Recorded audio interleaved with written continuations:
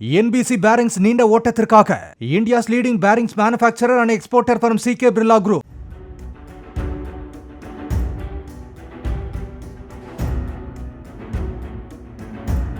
சென்னை நொளம்பூரில் திருமணம் ஒன்றின் போது மது போதையில் தகராறில் ஈடுபட்ட இளைஞர்கள் சிலர் அங்கிருந்து வெளியே வந்து தெருவில் கத்தியை வைத்து தேய்த்து கொண்டு சென்றதாக கூறப்படுகிறது.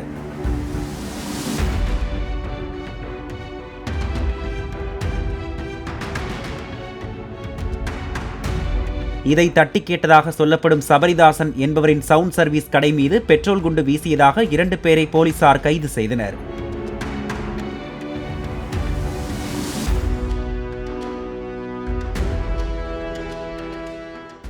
NBC Bearings நீண்ட ஓட்டத்திற்காக India's leading bearings manufacturer and exporter from CK Birla Group.